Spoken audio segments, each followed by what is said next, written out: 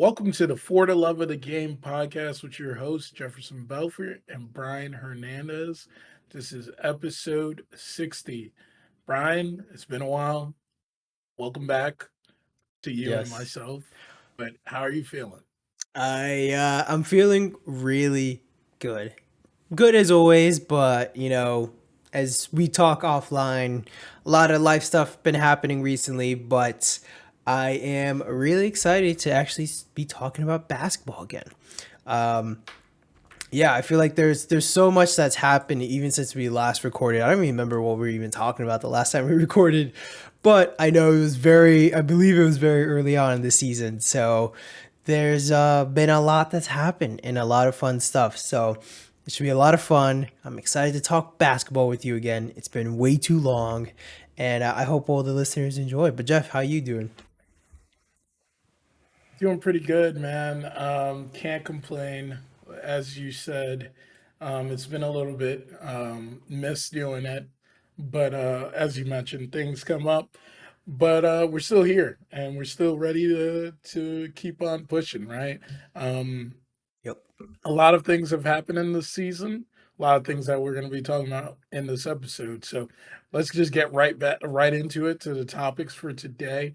Those being our interesting takes for the first half of the season. The unofficial first half of the season, it's way past the half of the Yeah. season, but heading into after the All-Star break, and then we'll have a discussion around the face of the league and who we think that person should be or will be. Um, Brian, are you ready? Yeah, I am ready. Let's do it. All right, perfect. We're sitting right now around, most teams are around 30 to 28 games left with the season. As I mentioned, we are well over a half of the season through. We're pretty much at the 60-day mark, or less, actually less at this point until the start of the playoffs.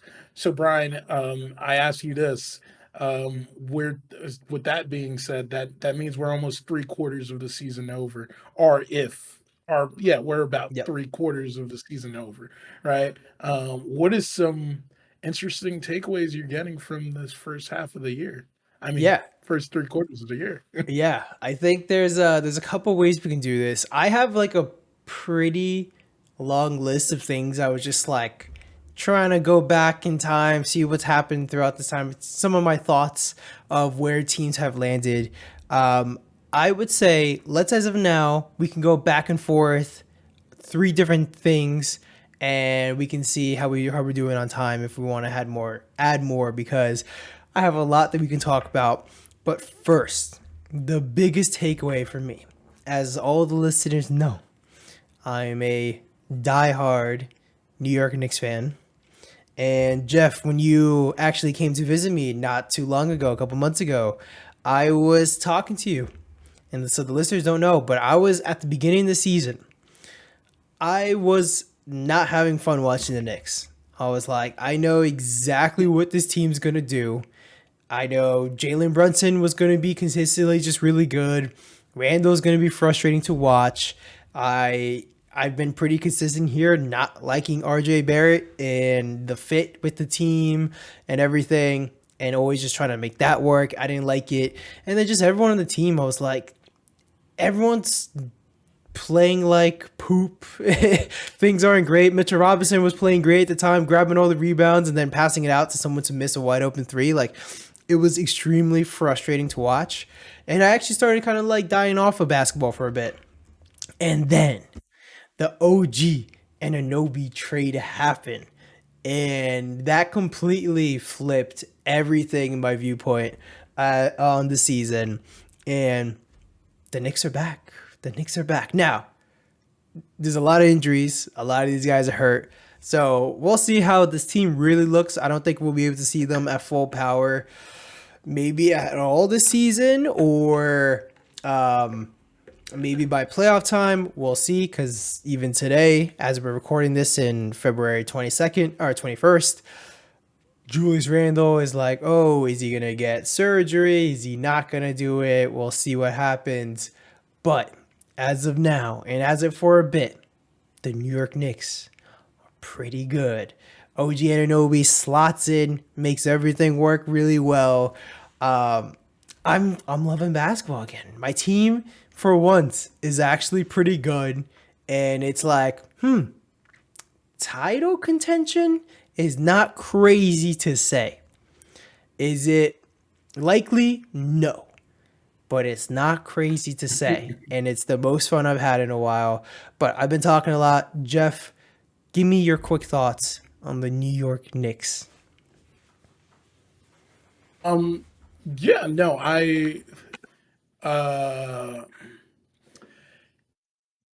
I said since the beginning of the year and even last year is what I did believe in about Jalen Brunson already as a leader is why I feel the way that I'm not as surprised, right, about the efforts that we're seeing now, right? Obviously, ask anyone 2, 3 months ago if this is what we were thinking the Knicks were going to wind up looking like. Not 100%, but we knew that they were progressing towards this, right? Um, I will say the OG trades just exacerbates like the aspects of like realizing there's players, there's talent out there that people just genuinely don't know Mm-hmm. about or like how great they would be on certain teams, right? OG was forgotten for how pivotal he was even for that Raptors team that wind up winning the championship.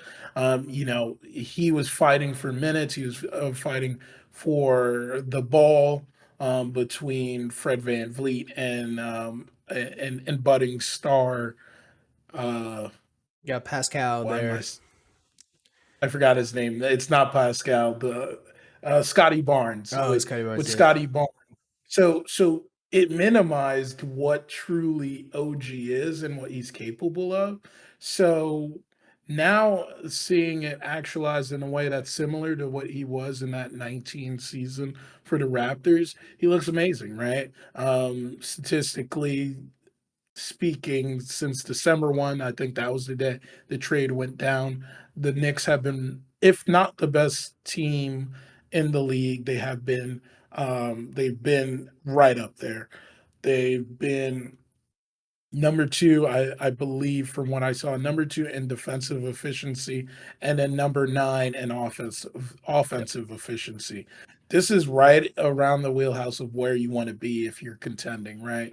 Um, all of those things, and I say it now to bring cautious optimism, still being optimistic, like I was saying, but bringing a little bit of cautious optimism to ask you this question Mhm. is what OG's obviously now he has an elbow injury. He's Yep. the team still looks good with him not there. I think that him just being a presence on the team has also given them a boost as well. But and then obviously we could even go into the trade deadline things that the Knicks did as well, to be aspects that are helping them right now. But my question is, and why I'm cautiously optimistic, is what do you think the future of OG with the team looks like as we are talking about a guy that is going into free agency? Do you think he tests it? Do you think the Knicks don't even let him have an opportunity to think about that? I think he's gonna hit it. It is a slight worry of mine. Now, when the trade happened, I was like, I have zero worries because OG is CAA. I don't think the Knicks would even make this trade if they thought there was any chance that they wouldn't re-sign OG. Now with some of the elbow stuff happening, Tibbs kind of playing OG, especially when he first traded for him, an insane amount of minutes, like 40 plus minutes every single night. You can see Tibbs just like getting so excited, going crazy, being like, oh, as if anyone on Twitter would be like, oh, everyone talks about Luol Deng, like this is the OG's the next Luol Deng that Tibbs can run into the ground, and so I'm like maybe 20% nervous that maybe OG sees something like that and he goes, there's a possibility I kind of rather go somewhere else where I don't have to play all these insane amount of minutes and then get hurt like he's kind of is right now. Um, there's not a lot of teams that I think can give him a ton of money. There's a few, and the one that I feel like I'll probably be most nervous for is Philly, and especially like I was actually hoping that Embiid wouldn't kind of like be out for the season and all this other. Or he's not out for the season officially, but it's not looking great for him. Um, because if he was still healthy, I feel like they probably would have been a little bit more aggressive at the trade deadline and potentially lock up some of that money for the free agency. But he's going to get paid. He's going to get paid a lot of money. He's a player that could fit well with any single team. That's it's always a 3-and-D archetype. I also kind of worry of like when OG was in Toronto, he constantly talked about of he wants the ball to be in his hands more. He wants a more offensive kind of responsibility, and that wasn't happening with Scotty Barnes and Pascal there. In New York, he is not really getting those opportunities at all. And at first, I thought, you know what, maybe he should get those opportunities. Kind of watching him, as of now, it's not his strength. He's not a he can't really dribble the ball much. Um, he surprises you every once in a while with like a step back kind of move he does when he drives to the rim, but he is not the type of player that's gonna create his own shot. So his role really should be where he goes anywhere, just a 3D type of guy. Um, so all that being said, am I worried? Like a 20% worry. And if he goes, then it is pretty dang bad. But I don't know. The whole CAA stuff kind of at least eases my worries too much. And they're gonna pay him like 30, $35 million, maybe even 40 a year. So he's gonna get paid. It's gonna be crazy. Yep, I agree. I do think that he stays in that 30-35 mil range.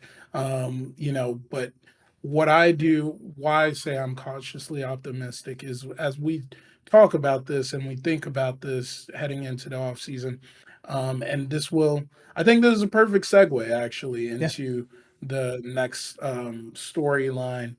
Our takeaway from the season is with heading into this off season, we know that it's not really a free agency issue, more of Hmm. the impending in free agency that could go so many different ways for LeBron James, right? We've saw LeBron flirt with the Knicks this year. We've seen Yeah. LeBron put post the hourglass. We've seen LeBron even uh put on a Knicks towel just to mess around, honestly. Yeah. But the flirting was real and it was out there, right? And you think about in this case, keeping in mind a rule that we've talked about offline recently is teams need to be very concerned about what they're doing on a team construction level, right? If you do sign a guy like OG to a 35 mil contract, and then you have Julius Randle's contract. Luckily, you have a favorable contract in Brunson, which gives you a little bit more leeway. But let's say you swap out Brunson and you swap out Julius and you bring in LeBron. I'm sure the gang of guys that want to go and join LeBron are going to come in, and I don't think that that's a bad thing. I don't think necessarily it's going to be a bad thing, but leads me to, like I said, the next takeaway is this impending free agency for LeBron James. Brian, I want to ask you before I even go any deeper into specifically the LeBron James aspects of it. What do you think about this situation as we get closer and closer today? It feels more and more real that there could be some movement, but what do you think? So I just want to clarify. You're asking more about like LeBron James kind of potentially trade kind of stuff, or more about like how teams are trying to construct their rosters going forward? Um, I I w- I would say let it malign into you talk a little bit about the next scenario with Yeah. this. See, like how does that construction of adding LeBron James to it look like or feel for you? Like, do you are you would you be happy with something like that happen? And then we could go into what that truly looks like on a whole 29 other teams perspective for the rest of the league. Got it, got it. So I would be like at a scale of 1 to 10 of excitement, I would be like a 6, maybe a 5. Maybe I'm kind of even talking myself more to like a 4.5. And I mean, if it would ever happen, I'd be like, oh man, this is the year. This is the year for the championship, because it's really only 1 year that you're gonna have a shot. Um, so there's a little bit of that, but it's I think something's gonna happen, because at the end of the day, the Knicks have been gearing up all this time with all their picks, all their assets that they're saving up. Literally, the reason why they traded for a player like Bojan Bogdanovic, is for the tradable salary, because this entire time it's okay. Yeah, we get rid of Evan Fournier, but with the new salary cap stuff and all this stuff, you need someone that could be closer to salary or matching salary. So all that stuff's really important. I think they kind of have to make a big move depending on who's available or not. Is that player LeBron? It's a possibility.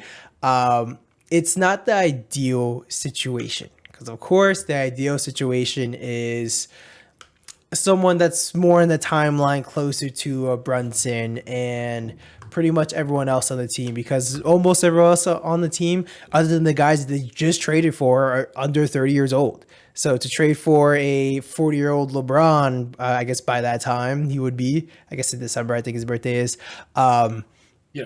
that would really not fit the timeline and be a little awkward. And then father time stuff. Like this year he's been extremely healthy, but previous years, so it's all a little bit funky. I wouldn't mind it.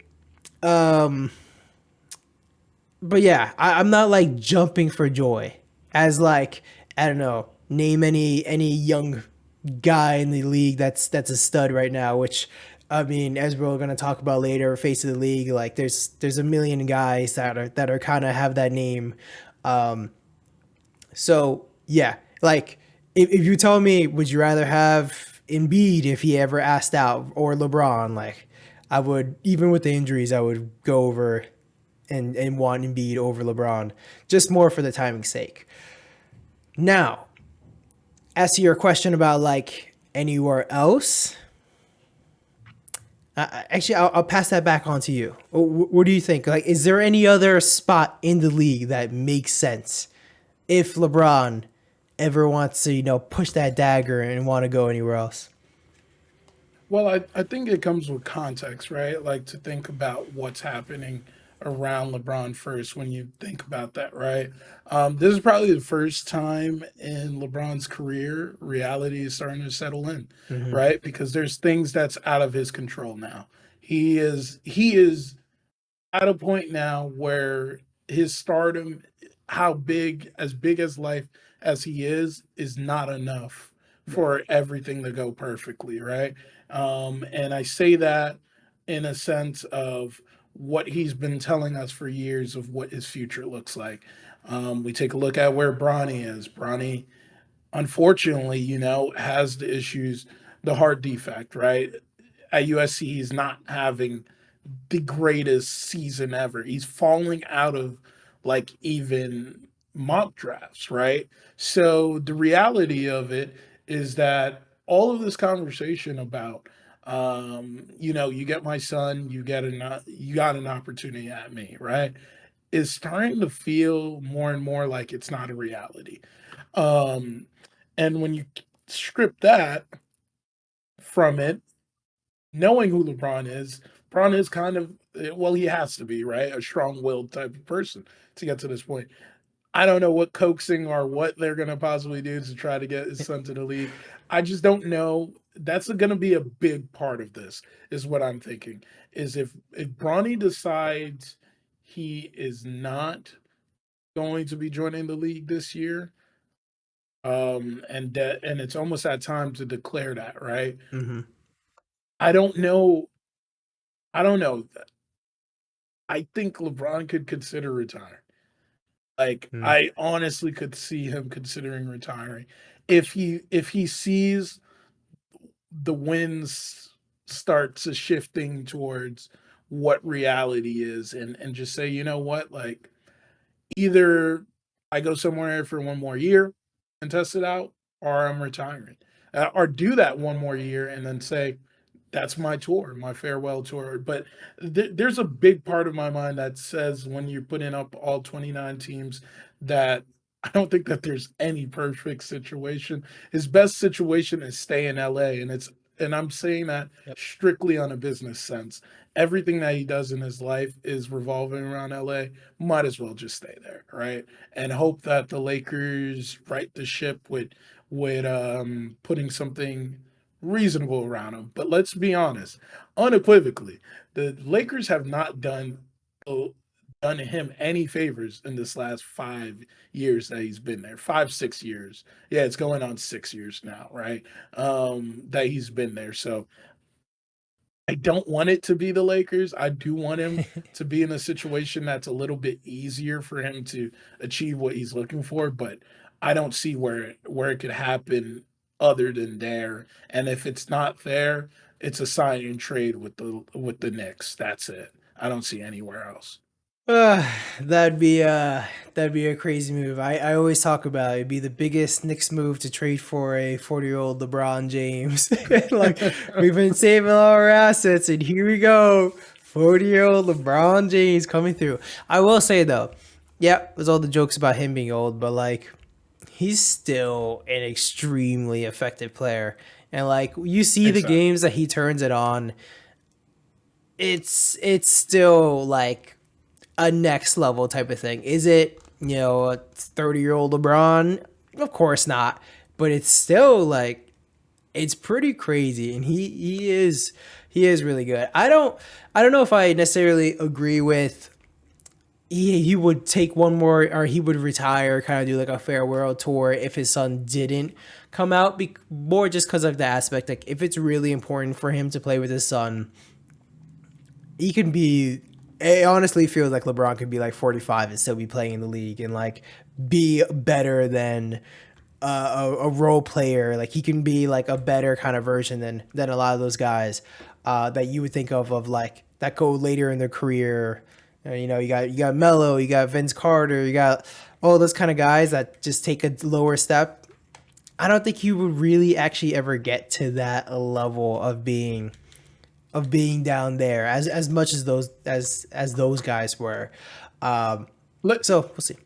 and, and I don't mean to cut you off with Yeah, this one, but I agree with you. I don't think that it would be I don't think it's going to be, as Max Kellerman would always say, a falling off the cliff. yeah, It would be physicals, right? yeah, Like, it would be injuries are dampening his skills, are not allowing for him to be on the court as much as he used to be, as what slows him down, right? Like, that's how I see it yeah. happening. But I also do think when we think about LeBron, do you think that this is the guy from what we've seen throughout his career that would even allow for us to get to a point to think that that happened? I don't think so. I don't think that's how he would want. If he Agreed. saw or felt that he couldn't go, I think he would leave before he would show everyone that he looks terrible. you know. I So, would I and would I don't agree. think that is going to happen to next year. I don't think Yeah. that's going to happen next year either. Yeah, I'd But agree. I think he'd definitely at least wait for his son to come out. Which just a quick thing of I don't know. I follow a lot of draft stuff, and I've always have. And there's a lot of people that I really respect their kind of analysis, and it's always kind of been like Bronny's was never like a really great draft prospect. Like, he's never really been that crazy of a draft prospect. Like, if he was not LeBron James' son, no one would ever be talking about him. At least at the level that they are talking about him now. So it's really just a lot of the name of it, all the hoopla. You have LeBron even talking about like how he can be impactful to a playoff team right now and all that kind of stuff. Like, he's not that type of guy. It would be it's to sell. interesting. Yeah, exactly. Like, he has to sell his son, and like, hey, good for him. You gotta be a LeVar Ball type of guy right there. But yeah, I think he could do something in the league. I mean, if you see someone like Kenyon Martin Jr. actually getting some play time in the league, and Scottie Pippen Jr. at least a little bit as well, and all that kind of stuff. Like, all these guys, like, he's gonna make a roster at some point. He's gonna get drafted. Um, I think LeBron will play with his son eventually. Everyone knows this is something that he wants. I think he's gonna make it happen. Um, but yeah, is it gonna happen this year, next year? Who knows? Do you want to move on to Yes. what? Do you want to do another one, and I can do another one, and then we can go to the face of the league because we are already at 30 minutes. Yeah, I think this one's an easy one to go into is and you know what, I'll wrap two together just to make it Cool. easier. Oh well, three. So I'll talk about three teams and they'll all wrap into the same thing. Is an interesting takeaway for the rest of this season and what we've seen to this point is the futures, the current, and what will wind up playing out for these three teams in the East. We've already talked about the Knicks, but we now have to consider a team like Cleveland. Cleveland has quietly Yeah. and ever so quietly made it to the second seed in the East, right? Ripped off like 14 game winning streak, was 15 out of one.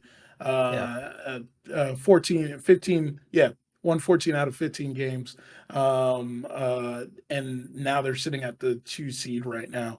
You look at I already said the Knicks. You look at the Bucks. The Bucks are on the slide. They're 3 of 7 in their last 10. A lot of influx, I would say, is the best way to put it. When you look at Dame Lillard coming in, um, and he's taking his time assuming his role on this team, right? But he's still Dame Lillard. You're looking at the shifting pieces, bringing in a guy that is very, very outspoken and Pat Beverly at the trade deadline, and also making a shoot from the hip decision to bring in a guy like Doc Rivers to be your coach in the second half of this season is going to play a big part. And then that last team that is in this mix, because we all know that one seed's already set, but Yep. this last team, the Sixers, is by far the biggest question mark to me in the underbelly of the East right now. Right, is whether they're going to be a play-in team or if they're going to stay inside that top six spots. Right, we see Maxi ascending into a star. It's great to see that. We're seeing the infusion of these new role players like Buddy Hield, Kelly Oubre in the beginning of the season.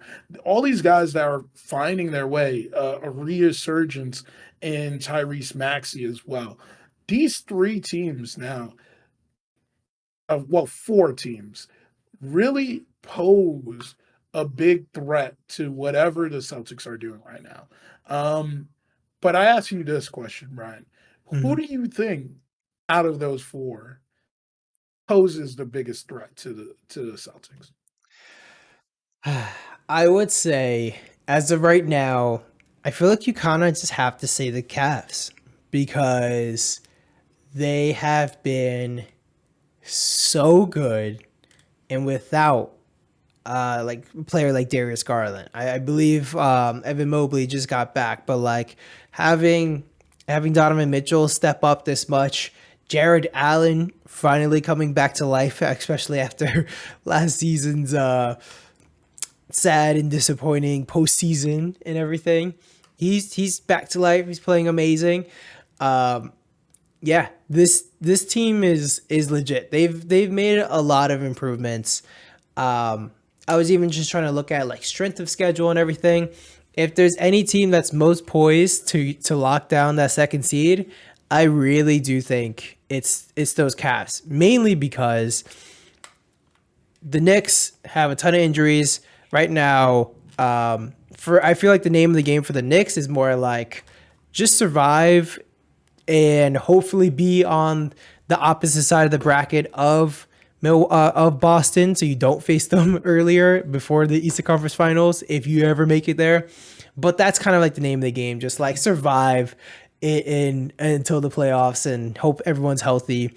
For Philly, it's kind of a lot of the same stuff, like just survive and hopefully don't fall enough into the play-in, and hopefully Embiid comes back. Then you have Milwaukee. I was just trying to look right now. They have on Takeathon. They have the strength of schedule left. Milwaukee has the third toughest schedule left in the league. They have a lot of really tough games. They just brought in Doc Rivers.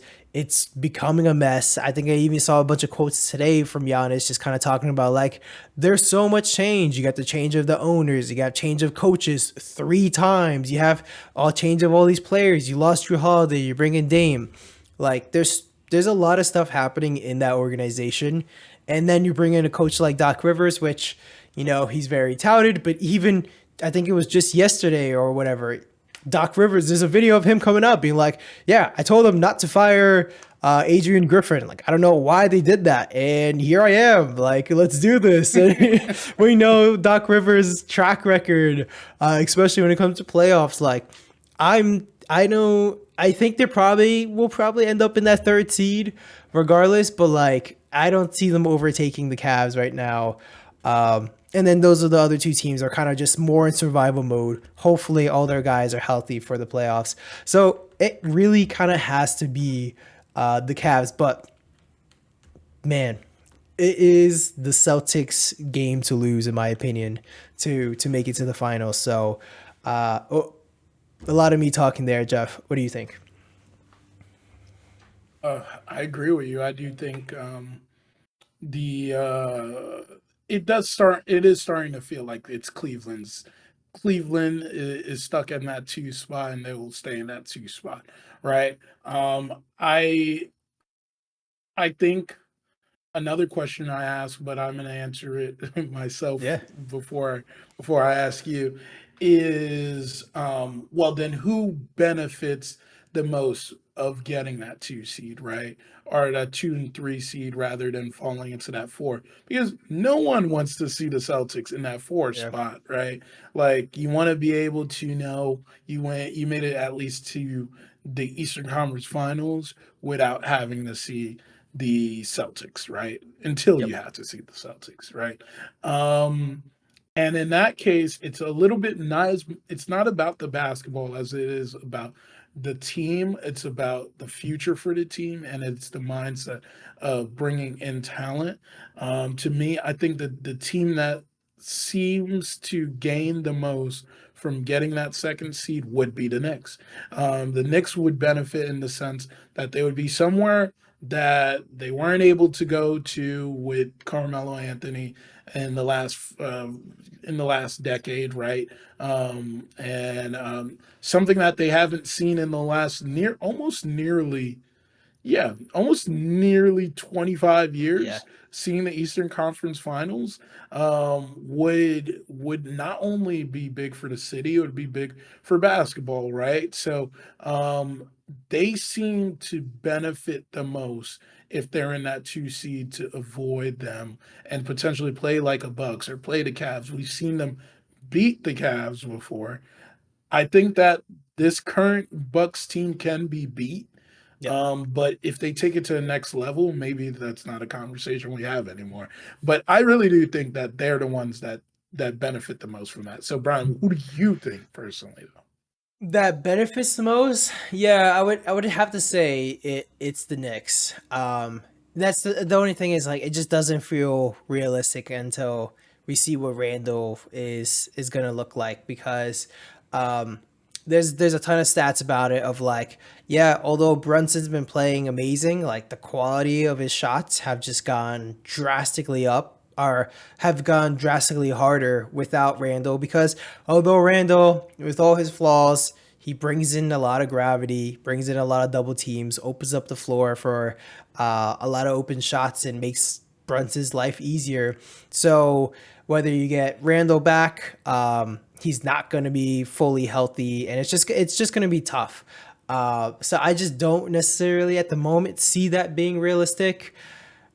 The Cavs, I mean, hey, if you wanna, I think I actually might switch it up to the Cavs because I think the big thing, if the Cavs right now they're playing amazing, all pretty much due to Jared Allen and Donovan Mitchell, and if they have another disappointing postseason, it is pretty like it's disaster mode coming up because Donovan Mitchell is going to be able to become a free agent eventually. I think the following year, and he is probably not going to want to stay in Cleveland, and then they're going to have to trade him for less than what they gave up for, and it's just going to be this whole mess.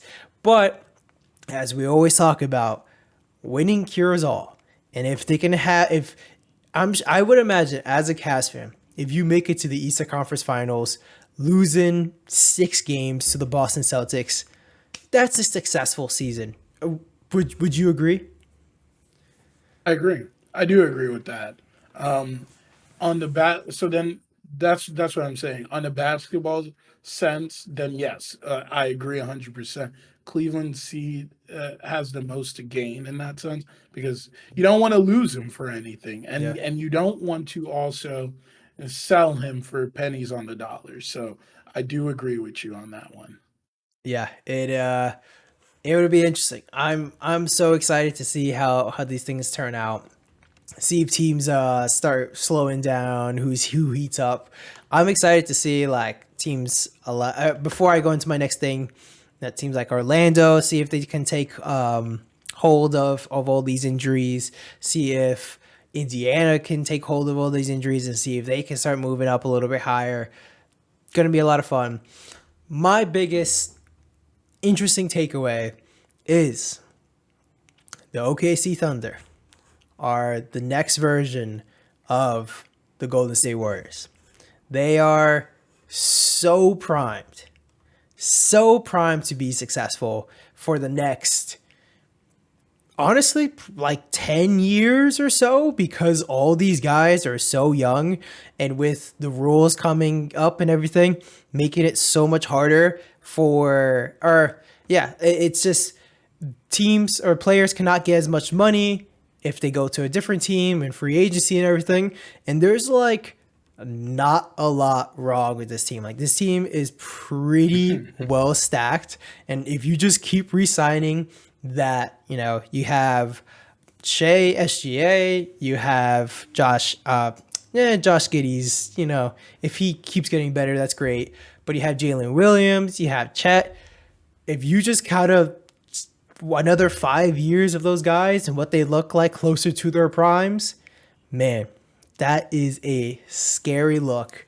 That's my biggest takeaway. I didn't think they were going. I knew they were going to be good.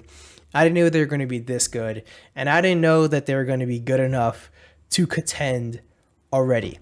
And so, if this is what they look like now, just imagine in 4 to 5 years, they're the next Golden State Warriors. Jeff, what do you think about this? Spot on.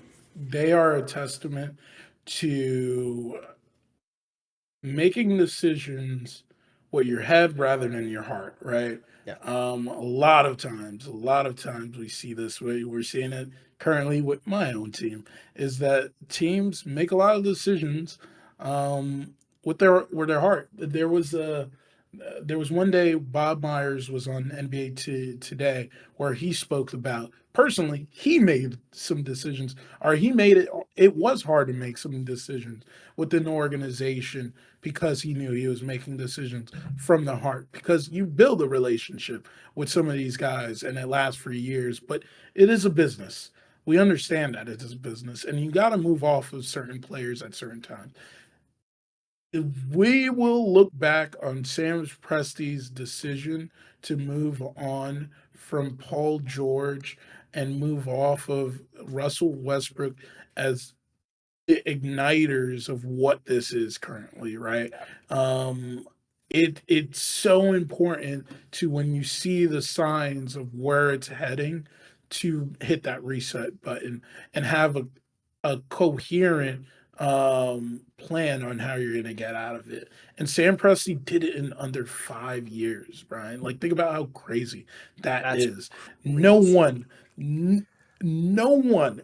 I sit back and I think about this sometimes. No one 5 years ago thought that Shea would be a bigger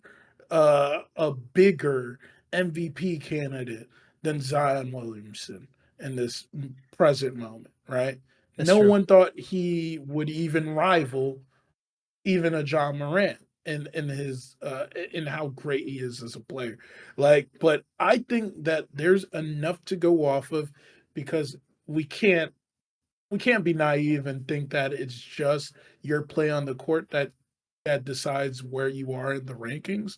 But if we're talking about least problematic, always going to work, always there to count on. This guy is better than them right now. He is the leader of that team, and he's showing that clearly. So I agree with you 100%. I do think that this is the next Warriors, but I'll even go further to say that I think that they will be better than the Warriors because they Whoa. have they have put themselves in such a position where that they can capitalize off what they had. Yes, you look back on it and you think about what made the Warriors is like trades like bringing in an Andre Iguodala.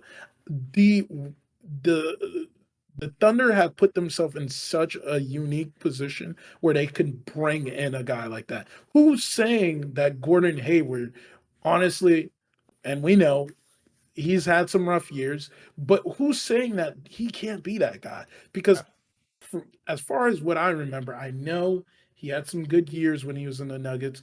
He started off his career as a blossoming guy in Philly, but Andre Iguodala did not get unlocked until he went to the Warriors Yeah. and gone to that level when he till he got to the Warriors. That's why Max Kellerman said he's choosing him with the Martians holding a gun against us, you The know? death beam. So the death beam, that's what it is. So with that in mind, I'm saying like I'm not gonna say Hayward 100% is that, but even if Hayward isn't that, guess what they have? They have the youth, they have the youthful talent to move to get that right piece. They have the draft compensation to do it, and then they have the right, like you said, timetable with players to be aggressive but not be too aggressive. And it kind of rivals a little bit of what the Celtics had a few years, but that timetable is shifting for the Celtics right now, Yeah, it's see that's the thing. It's shifting there, and all those guys a lot older now, and like I mean, look how even though there's a lot of qualms you can have about the decisions over the last couple of years and not making trades and everything, like look at the position that they're in right now. They're one of the, if not the best team in the league. And they're the team that everyone's kind of looking at, other than, of course, like a defending champs, like Nuggets kind of situation.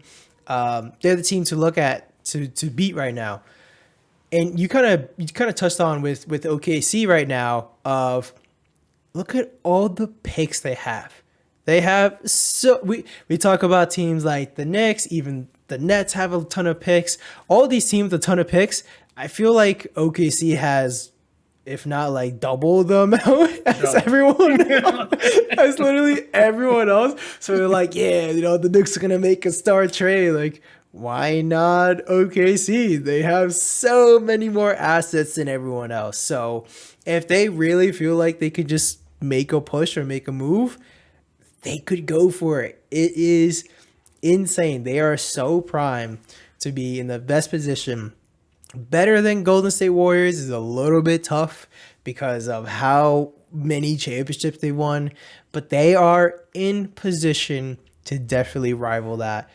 Um, yeah, I am so surprised. You talked a little bit there about no one saw SGA being this good. I thought he was going to be very good. I thought he was going to be like a top 15 player, not a top 5 player. That's what's crazy. And so if you can keep it up, if you can keep healthy, because the reason why OKC was able to draft all these guys was actually because of a little bit of tanking, Shea getting hurt, and then after he gets hurt, it's like, let's just hold him out a little bit longer so we can get a higher draft pick. But also they've hit with almost every single one of their draft picks. And what, Jalen Williams was like an 11-ish kind of type of pick. Chet, yeah, he was number 2, but still, like, that's an amazing pick. He missed his rookie season with an injury. Like, that's crazy. Josh Giddey, I remember at the time, I was like, Josh Giddey at 6. Oh, man, that is a high pick right there. I thought he was going to go like 10, but 6, whoa. And, like, that worked out great for them. Man, OKC, they're a different breed right now. Once you have that track record of drafting like that, it always looks good. Yeah, it's hard. It's hard not to, and also they've had a lot of chances too, because they have the other Jalen Williams on the team that I believe his name is spelled just a little bit differently. He's so, and they have a couple other guys. But even like to get Gordon Hayward, they were able to trade like a Trey Man who was a pretty high pick and all that kind of stuff. Like, yeah, although maybe some of those guys don't hit as they thought it would, they could still use them in future trades, and there's always the potential kind of factor. So exciting stuff. Jeff, do you want to move on to the face of the league debate that we have going on? Yes. It was a conversation that was sparked by Jason Tatum earlier. I think the reports came out earlier today about it. Is that he believes that when LeBron James decides to retire, that it's up for grabs, and it's for him. It's his for the taking, as he Yep. believes.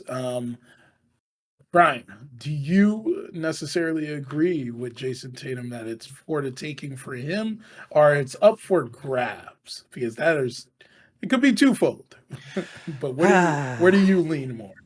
Jason Tatum. There's something about him, at least for me, that just I don't see him as like that face of the league type of guy.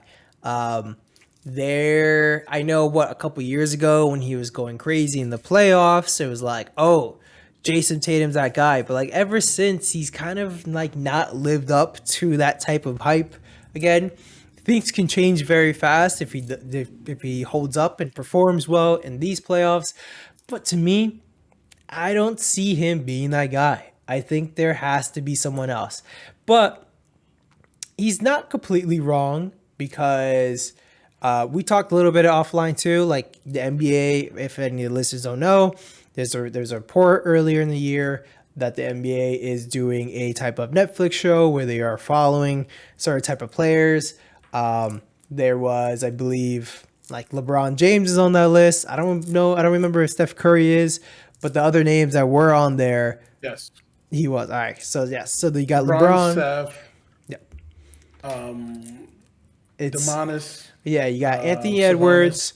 You got Jason Anthony Tatum. Edwards. And Sabonis was the only kind of like oddball on that kind of list that they would follow. So they're following 5 players. And so You have the two faces of the league right now, and Steph Curry and LeBron being on there. You have two potential faces of the league. I really feel like the NBA is trying to push Jason Tatum on us. I feel like the fans are kind of pushing back, but then they're accepting Anthony Edwards and like yeah. So I feel like it's kind of coming closer to Anthony Edwards, but it depends on how he continues to perform. But that's just a charismatic dude. It is hard not to like him. And at the end of the day, we look at people who are the faces of the league. What's the commonality on all of them? They win championships. So we'll see what happens. But Jeff, I'll turn it back to you. Do you think Jason Tatum is that guy? Is it his race to lose? What do you think? I I would argue the reason why LeBron, if anything, what we were talking about earlier about retiring is not going to be any sooner is because he's probably being implored by the league. Like Yeah. again, remember this is a business. LeBron is so polarizing, and I don't think that there's a guy in the league yet that is past the torch ready yet, you know? Yeah. And, this is the type of statement you want to hear someone in the league say, but there's something to it. You have to have, as the face of the league, you have to have some charisma. You have to have some charisma, right? Yep. You have to be, or as the kids would say, Riz. You gotta be rizzed up, man. You gotta be all rizzed up, right? So but no, you have to have some charisma. You have to be able to have that dominant type A personality, right? And then you have to win, like you said. Like Yeah. it's a threefold thing. Like you have to have all of those things for it to get there. As of right now, and no disrespect when I say it, but I don't know who Jason Tatum is beyond his son.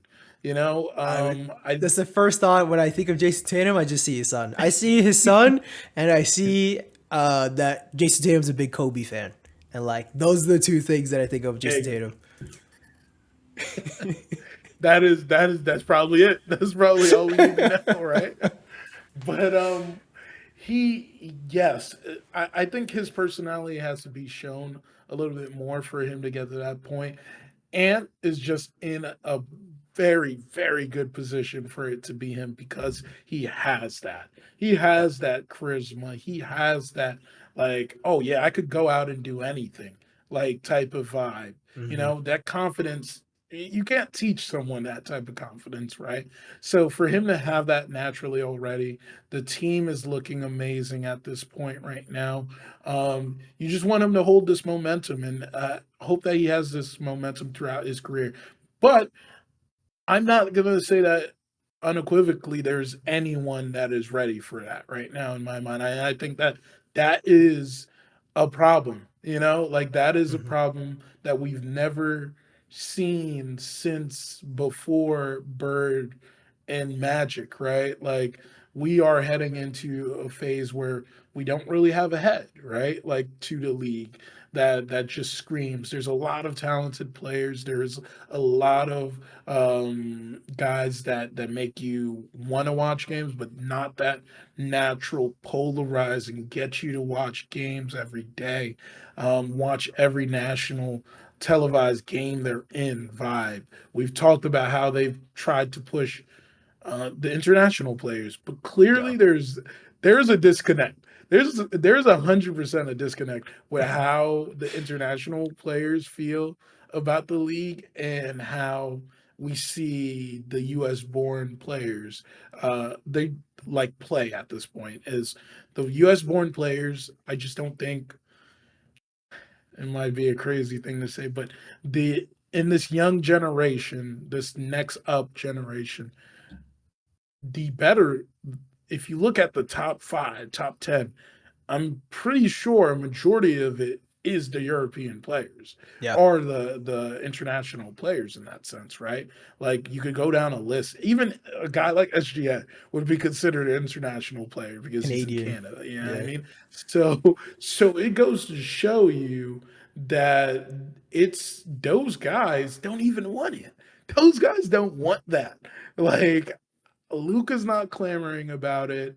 Jokic will never clamor about it. No. Um, You got and that Giannis. because of that, it's exactly. Exactly. You saw his comments after the All-Star game, and I think it was sarcastic when he mentioned it, is that he said he watches little Yeah, basketball and yeah. he doesn't even know who he's going to play until the day. I know he's being sarcastic, but that's the type of sarcasm the NBA does not need to have right now because there is a growing feeling within the league that the players that play in the league aren't even enjoying basketball, you know?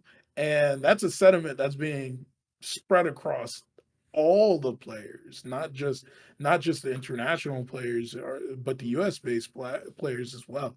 So if Jason Tatum wind up taking it, I hope he does right by it, because it is important for the league to have that type of face to stay healthy, Yeah. and carry us into the next generation. Yeah, I think it's super important to I would actually be very curious if you ask a non-basketball fan, like, hey, name a couple NBA players that are not LeBron James or Steph Curry. I feel like they would have a hard time if they didn't name the kind of guys like we were talking about of Luca, Jokic. Sometimes you might hear, and then you probably hear Giannis as the other guy. But like those guys, as we just talked about, don't want it. Like we see how they act during the All Star game. They're just they do not care whatsoever. And I was just thinking about the All Star game of like then you got like Carthy Towns like dropping 50, just like trying super hard, and like no one wants him. But yeah, it's tough. And like I think we kind of brought it up before. The NBA seemed like they wanted it to be John Morant. And it was like, oh, we know what happened there. And like that's not happening anytime soon there. So they're not pushing it. Um they need somebody. But I think the main problem is nowadays is there's too many really good players. Like you look around the league and every single team has like a guy that is just so good that could be pretty close to that 1A type of player, I feel like. Um there's just so many good guys that it's hard to like really stand out from everybody else.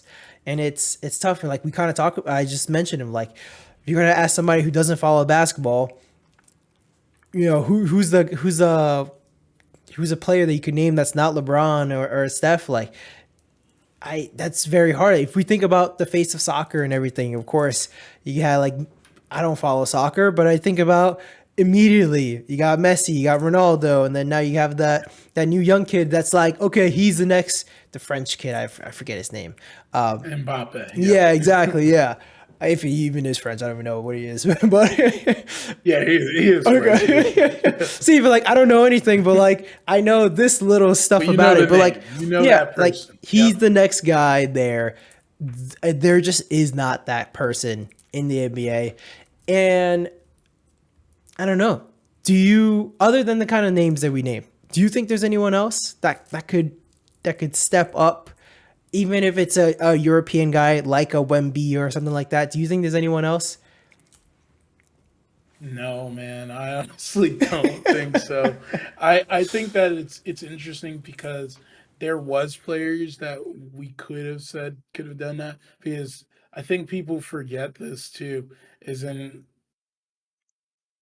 is in a guy like Kyrie, he should be if he Mm, I don't want to say doesn't take it serious, but it's just he's not putting the LeBron James level yeah. of intention to things, right? And you hear like over the weekend the whole boardroom conversation with Kevin Durant. That's another guy that we always Mm, thought about, but like, his time lapsed with LeBron a little bit too close for you to ever think yeah. about that, right?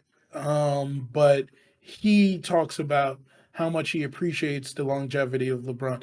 That's the type of like things that you have to embody, right? Like Yeah. when I see you or when I think of you, I know this is going to be a storied career or this is going to be a very long career Yeah. that is going to be impactful every part of it. That's what I want to see. And I really don't see that in the guys that are in the league. But I did wanted to touch on something that you mentioned, and leads me to this question. You said about how talented the league is right now, and I agree with you.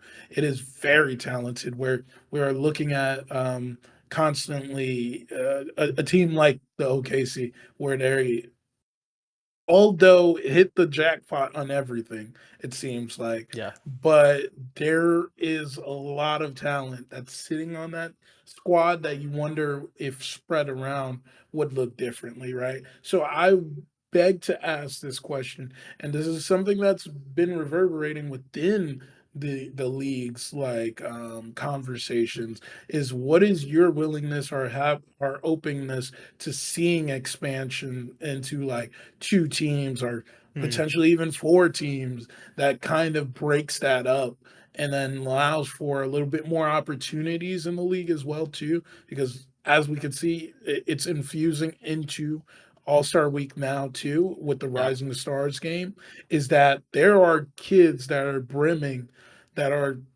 playing are foregoing college and playing in the G League right now that are playing in these Rising Star games that are waiting for their opportunity. So, what do you think about the potential of expansion?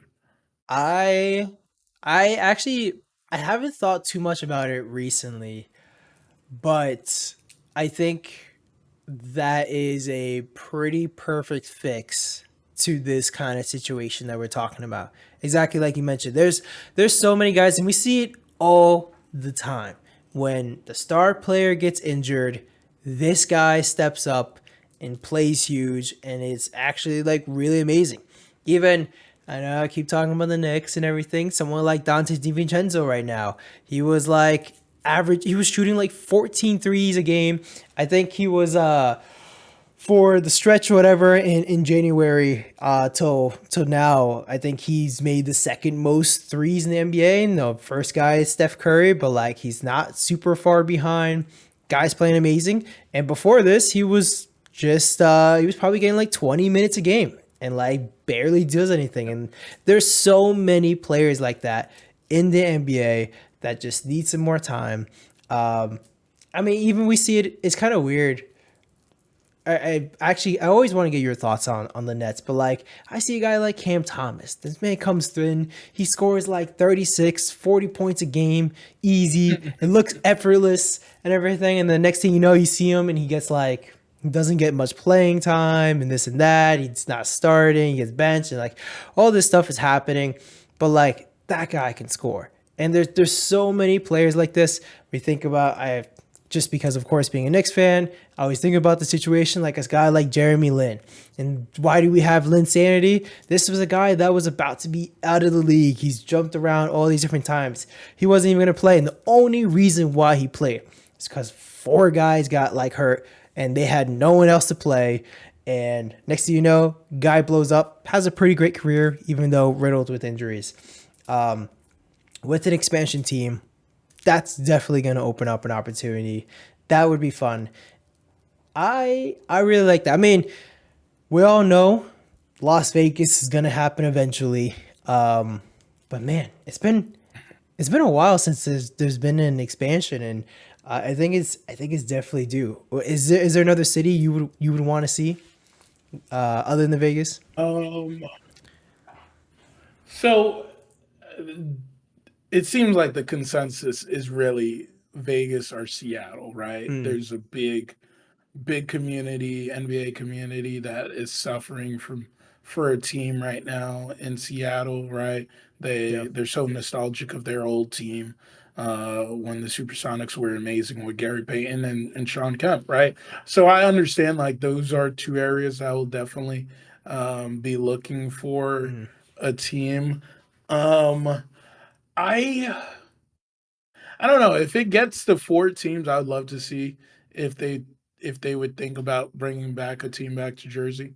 Ooh, Um, I like that. it I do know that the market was not the best at the Yeah. time when they left. I think that it's one of those, you know, uh, you are thankful for the opportunity to try again, Yeah. like situation, if they're given the opportunity. But I think somewhere within the also within the southeast areas of Florida might also Mm, be, I said Florida. I mean of the United States would be possibly somewhere you consider as well. You have one in Charlotte. Why not Nashville? I think Nashville already has an arena there that they have for the hockey team. So I think it's pretty plug and play type of situation if Nashville is given a team as well.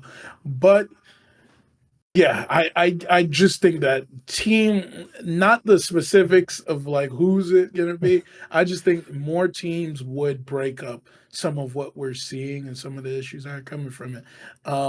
I think that it will also alleviate some of the issues we're seeing with payroll, with true. guys that believe that they should be getting this money. We also have to factor in like inflation, and the NBA is always going to be um, a league that is it going up with their payroll for Yeah. salaries, so they won't see as much of an issue with that inflation rate always going up, but they will. It will be a lot easier on the team's pockets, and maybe even there's a way where we can have like similar to baseball, like spreading some of that money from the top down. Actually, I think the NBA already does that. I just don't remember the terminology. I'm not a capologist, man. Like so, Yeah, I don't know. but I do think that on a very high level, it does help out the rest of the league with talent and money to keep a very competitive balance between the league because right now it's starting to feel like we're going back to a clear separation, even though with the play in there's the facade that you could make it to the playoffs. But they're starting to become that split again of really, really good teams and really, really bad teams. Yeah. I have one question before I wanna get your quick thoughts on the Nets. But before that, on the same topic about face of the league, was having this thought a little bit earlier. Do you think it's as important to actually have that face of the league now, especially with the rise of podcasts and players having their own podcasts and players going on a podcast like JJ Redick's and everything? You have the All Smoke podcast. You have all these other guys. Do you think it's actually as important to have the face of the league when fans can see and hear clips from pretty much everyone in the NBA? Yeah, I think it is still important because I think you need a guy that pushes the needle when there needs something to truly be done, right? Unprecedented times when COVID happened, but guess what? When COVID came around, they needed LeBron to be there to tell everyone, Yep. we need to go. We need to go and do this. Be the class. Let's be honest, if LeBron said no, do we think that anyone would take the bubble seriously? You know? No. And that's where I say that's it's an honor, right? Like the player who is bestowed with that are seen as that should understand that it's an honor. And that's where I get a little bit frustrated and a little bit scared of what that's going to look like for the league if they can't define that guy because it was so clear. It was so easy to define that. Obviously, we did not live through the Jordan era to see that, but we knew the heir apparent as soon as LeBron left high school and came to the NBA, it was going to be him. There is not a clear cut idea of who that person's going to be, and I understand too. In the time of when they were figuring out if that was going to be LeBron when Jordan was going to retire for the last time. Um, there was a lot of failed attempts. There was the Harold Miners, there was the Tracy McGrady's, there was the Vince Carters, there was even to a certain degree the Kobe Bryants, right? That just didn't really pick up that mantle right away and hit the ground running in that same way that we knew LeBron was going to. And I think we've seen that, but now I think it's getting to a point where it's kind of alarming that it's not clear who that person is, or just jump off the page like who that person is going to be, and that's the scary part about it because even Bird and Magic knew it was going to be it was going to be Yeah. Michael. Michael may not have said it, but Michael knew it was going to be LeBron. And who does LeBron think? I don't know. It seems like he says sometimes that he thinks it was going to be Luca, but Luca clearly does not want that. So Yeah. And that's why LeBron wants Bronny, face of the league. uh, I think that's very well said. I look forward to the next couple of years so we can see if there actually is going to be a clear cut guy. Maybe it is Jason Tatum. Most likely, it's probably going to be Anthony Edwards. But Jeff, I want your thoughts quickly. What's happening with the Nets? What happened with Jock Vaughn, and now you got a new head coach, and Mikal Bridges is talking about how he's not happy, and Cam Thomas wasn't happy, and what's going on? It's a very stark difference from a year ago, 2 years. 2 years Right. ago. Um, you know, you're kind of there's kind of talks about like all these teams are throwing a bunch of picks for Macau, and still the Nets are saying no. You got an opportunity to get your own picks back. What's going on with the Nets right now? Brian, it's more than just you threw a lot at me, and it's hard to Uh, fit that in a short amount of time. But I'll start off with this: is we spoke about the OKC Thunder and what made them successful. The Nets are the antithesis of that, right? Like they are completely making decisions by their heart rather than through their minds or with logic. Well, it seems like everything is suspended from logic the last 2.5 years, if we were going to be honest, right? Um, you look at the situation with Jacques Vaughn and you think about why would they do that, right? At this yeah, present moment, right? I think that there was I don't think necessarily it was the wrong decision to do. I just think that the timing is off, right? Like yeah, I would have done that before we completely got into like honestly, the Nets lost I think last Friday, or not last Friday, last Thursday or last Wednesday by 50 points. He should have got his pink slip that next morning. he should have. Like, Yeah, that would make that should sense. have been the situation. The timing of it was a little weird. It Hearing and Sean Mark talk about it shows to me that, like I was saying, is that they are thinking too much with their hearts rather than with their minds and using logic, and that is damning to me because we're going into now. This is going to be the fifth head coaching search under Sean Marks. And that is not what you want to see. That's not what you want to see from a GM, you know? Um, I think it's time like for him to the spotlight to be on him, right? Or the hot seat to be on him. Because you look at all of the decisions, and one thing that everyone could say what they could say, what they want to say about Katie, Kyrie, James Harden, what they did, the things, the what ifs to everything. You can say all of those things. But the one things that you cannot question is choices, right? And facts, right? The facts are that Sean Marks was told a couple of weeks before the trade deadline in 2022 that James Harden wanted to Mm. be traded. He made the choice to to actualize that. You can say whatever you want, right? You could say, well, he's not going to play anymore. Well, he's not going to do this. He's not going to do that. I've seen teams with worse situations still make it out of that.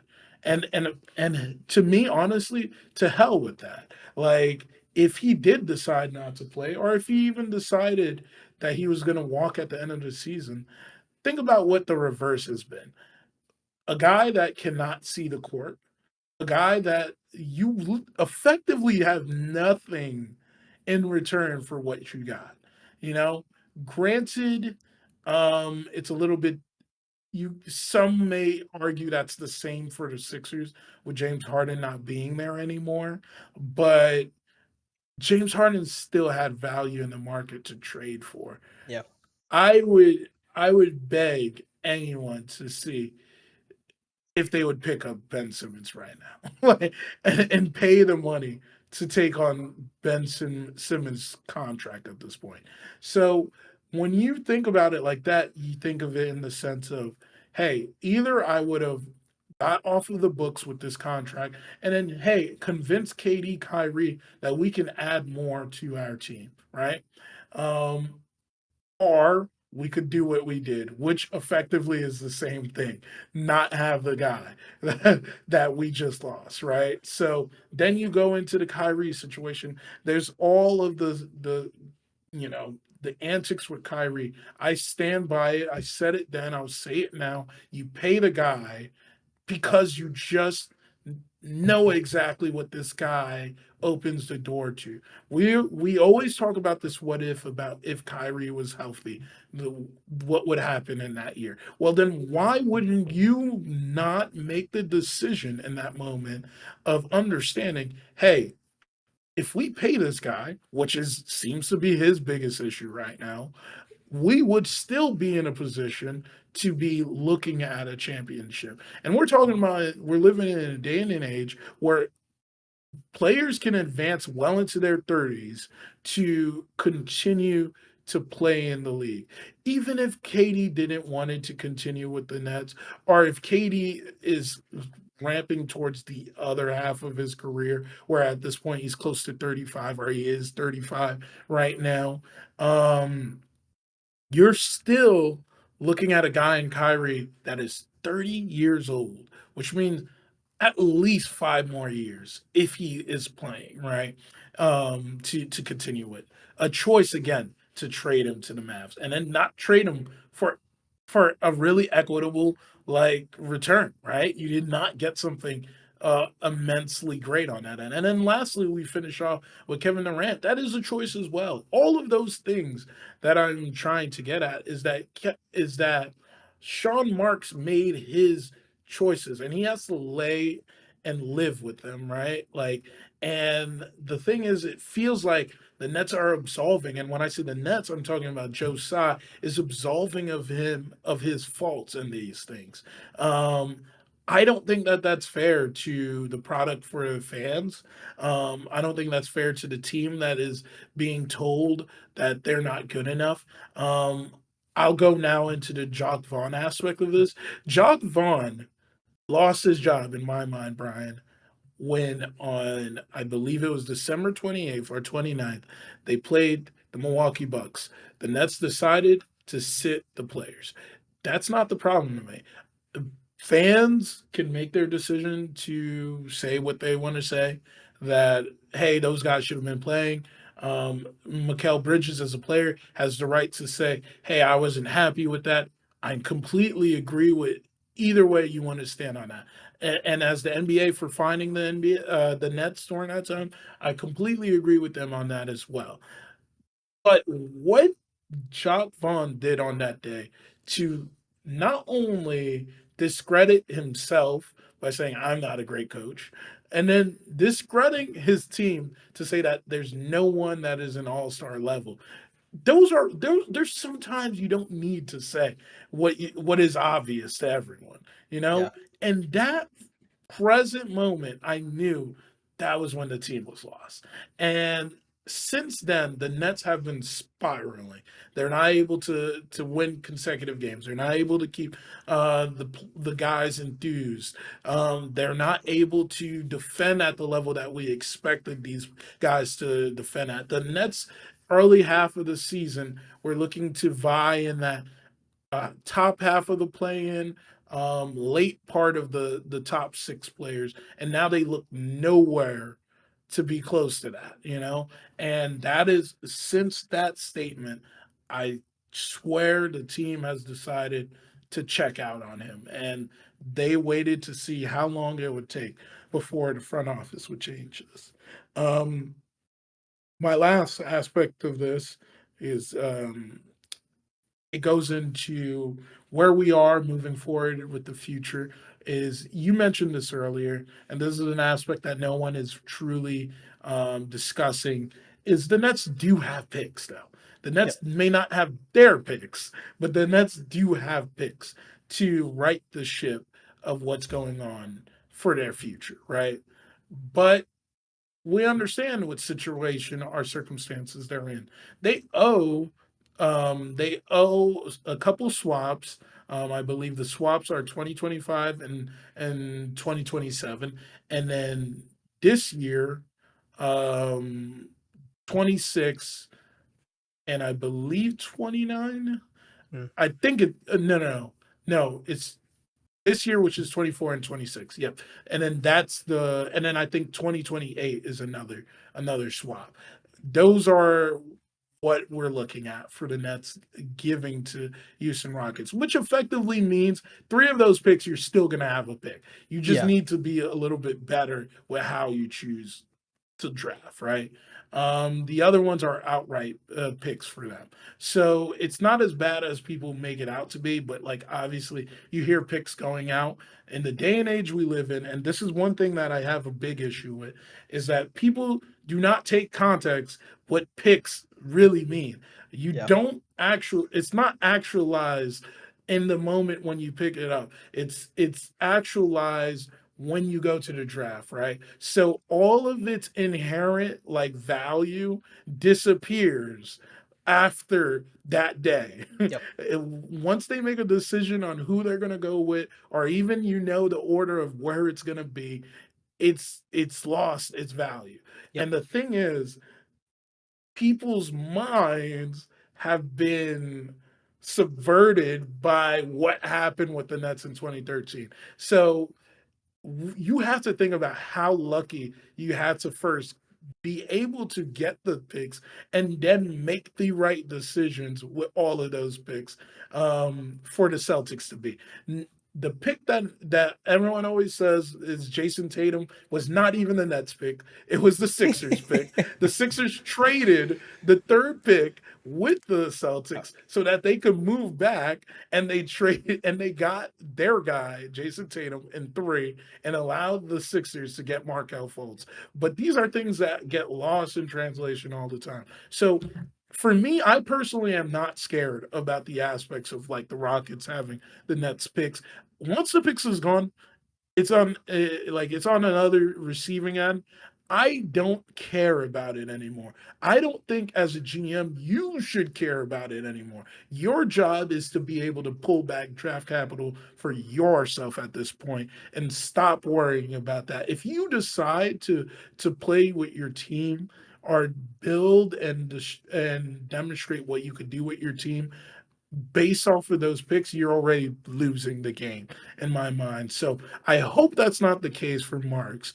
But I say this last thing I'll say, and I know I went on No, it's for great. a long way, but but the one thing that upsets me the most about the Jock Vaughn firing is learning because we always know when a coach is fired, no matter if he's liked or he's loved by the team, there is always going to be a semblance of a hit piece. Yep. A little bit of it is that the Nets want to have a coach that whoever they decide to go after in the off season, they could they would have the confidence of that player, right? Um, but that's smoke and mirrors to me. That's not the issue. The biggest issue is learning from Shams is that the Nets went into the season prioritizing their plans around Ben Simmons. Why in the hell would you decide to choose, even if you knew he was getting healthy or he Mhm. was in a better situation to be healthy? Why would you choose to stake your team's season on him? And the sad part is it was evident that that's what they did too, because you could see when Ben Simmons did play with the team, they played in a different manner. They Yeah. look really good when Ben Simmons is actually playing with them. But as soon as Ben Simmons is out of that system or is not a part of that of the team, it looks like there's no hierarchy to how the game is played. No one understands if Cam Thomas is the guy that should be taking over. No one understands if it's Mikal Bridges. No one understands if it could be Cam Johnson. Like there was just no aspect of understanding who's gonna be, who do we go to, how do we get a bucket in these type of plays, what do we do, how do we flow the offense, who's gonna be our ball distributor. All of these things were just not it was not defined, it feels like. And that is damning more to Sean Marks in my mind than it is to Jog Fine. Because you should not have, you know it, especially as a person that I'm sure you probably was trying to put value on to trade. Why would you allow for your coach to make the game plan around the player that is the least reliable on the team? It just makes no sense, and it's a fireable offense to me. If I was the owner, he would be gone. Whew. Well That was said. That is that is everything I wanted and more. It's been a while since we talked about the Nets, so I there's a lot of little stuff that I didn't know, but like Jock Vaughn kind of talking about the players, how there's no all stars, and like we see how that goes. That's not how you that's not what you don't that's not what you say. We saw what Doc Rivers did to Ben yeah, Simmons after the playoff series. Like we know how it goes. That's not great. Only thing I want to touch on is I think the I don't actually think I don't blame Sean Marks for trading James Harden for Ben Simmons because I could see the thought process there. It in the moment actually seemed really smart if Ben Simmons panned out to be the player that he always was previously. Like he didn't show you anything other than, not playing for mental health issues and all that other stuff. Like there's nothing there that was going to tell you other than actually I think he has some back stuff even there if he was talking about. But there's nothing there otherwise that can really scare you away from a guy who's one of the best defensive players in the league, amazing passer, all these other things. There is like nothing really to scare you. And then you get Ben Simmons and it all falls apart. The biggest thing, everything afterwards from not giving Kyrie that contract is where I see like terrible decisions. Previously, there's a lot of things that didn't work out, but the logic in my eyes was pretty sound and like pretty justifiable on paper. But yeah, after not signing Kyrie, there's a lot of really bad stuff there. Whew. Ryan, I do want to say one thing to Yeah. that is I will disagree with that Okay. because the reason why I say this is sometimes they say stuff to us to make us feel one way, but not try to absolve us of the logic that's happening there, right? I agree. Like when we're thinking about Ben Simmons in that moment, great defender. What we saw the previous year, this guy was the second, was the so to speak, number one contender Yep. to winning the defensive player of the year, right? Like runner up is what I meant to say, right? So he, everything bodes well for this guy. But Brian, the one thing that we don't think about is we always talk about how or we always hear about trades that don't go through because an injury Yep. is present, right? And it's because you get the physicals and you see the physicals and they veto the trade, right? Like based off of the physicals. Yep. Not only did Ben Simmons get traded while he was injured, Ben Simmons proceeded to not play a game for the Nets for the rest of the season.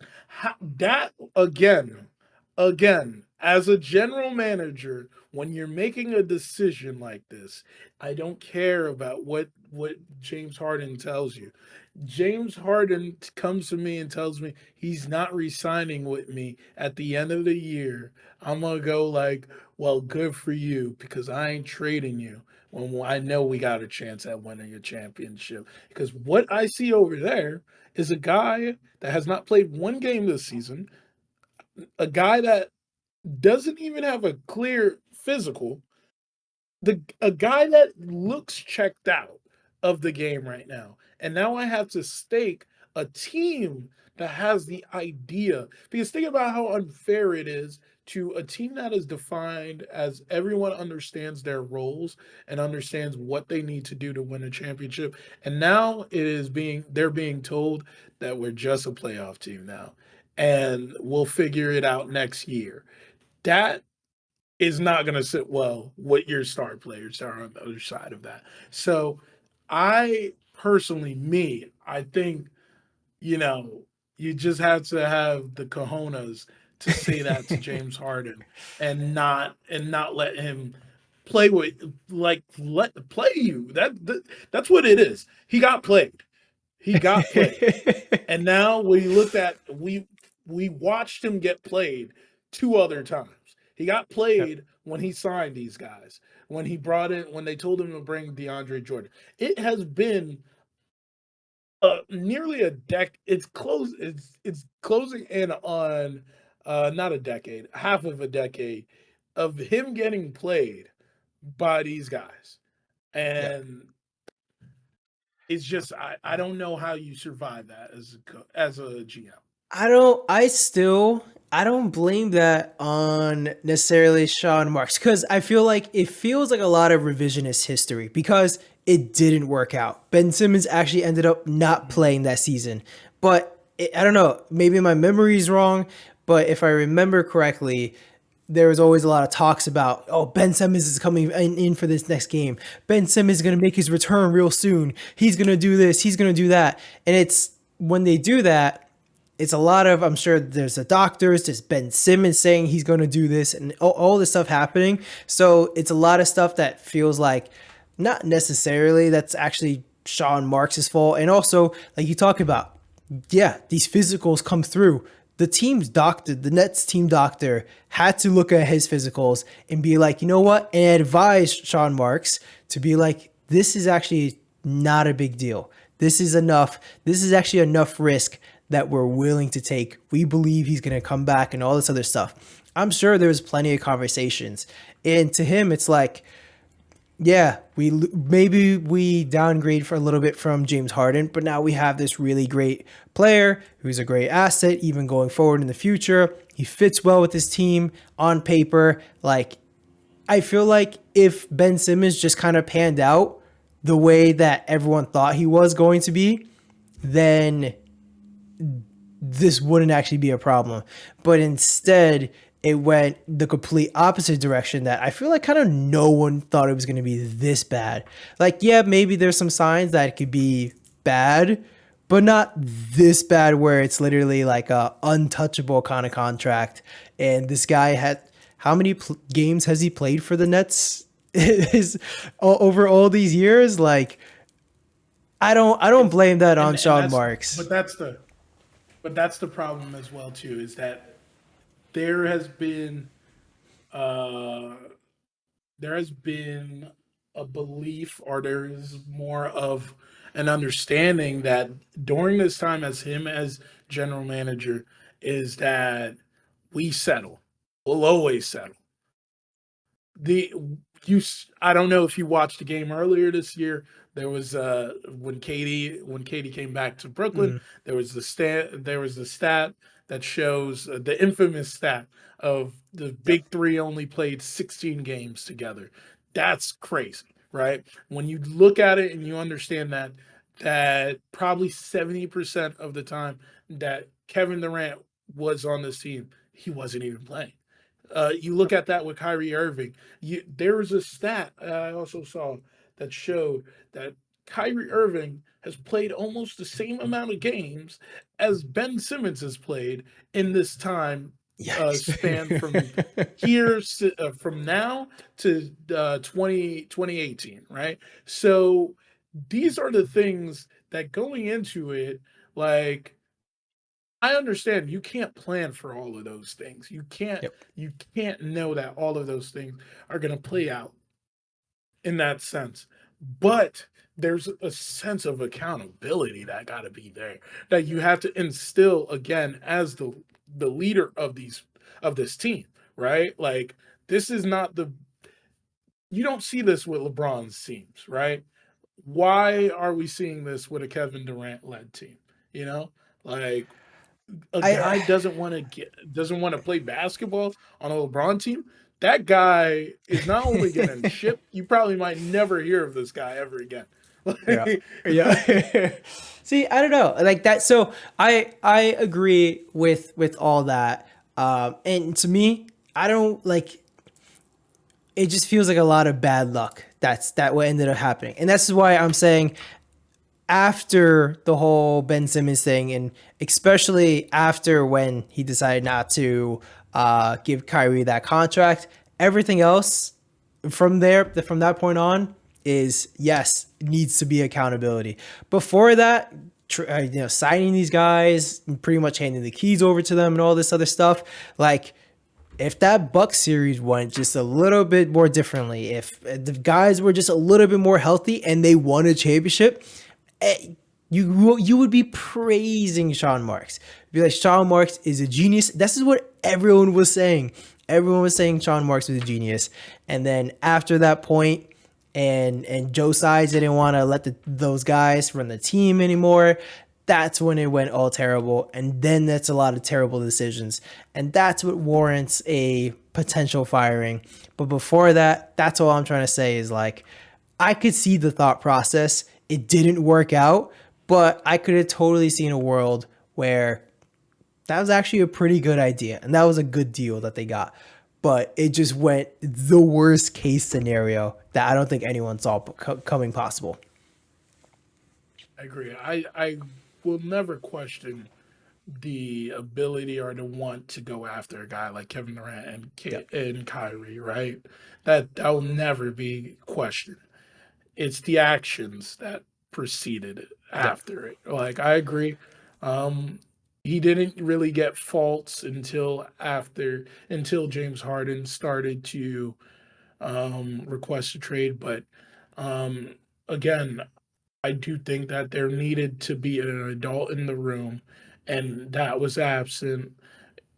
For all we know, it probably isn't even Sean Marks that has the final say. It was probably Yeah. Joe Tsai from the dark I making can't these decisions, from someone like, that doesn't follow the using him team. as. Yeah, as someone that doesn't follow the Mhm. team every single day, that's what it kind of feels like more from the outside looking in. It feels like a lot of little bit of Josai kind of stuff happening there, and especially like not letting Kyrie and KD run the team anymore. I wouldn't be surprised if he pushed to actually trade James Harden and all that kind of stuff. Um, yeah, I don't know. That's what it kind of seems like from the outside looking in, but I don't know. Well, Crazy. we need a tell all story, Yeah. man. This will be a good one. Yeah, I wouldn't be surprised if there is one that comes eventually.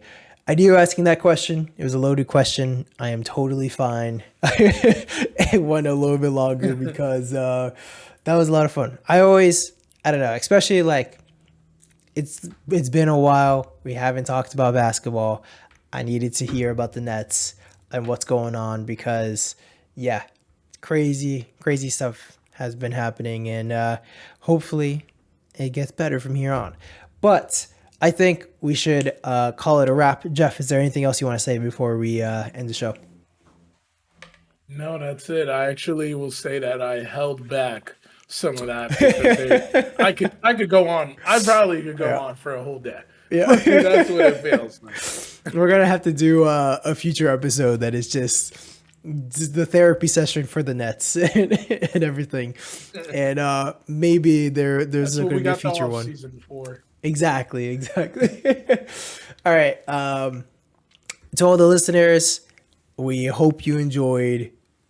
We hope that there's some excitement that we're also back. We're excited to be back.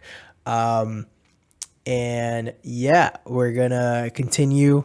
We're gonna see what happens the rest of the season. It's been a fun one so far. Don't know who's gonna win the championship yet. Not clear. So we'll see what happens. But yeah, it's been a lot of fun, Jeff, as always. And this has been episode 60.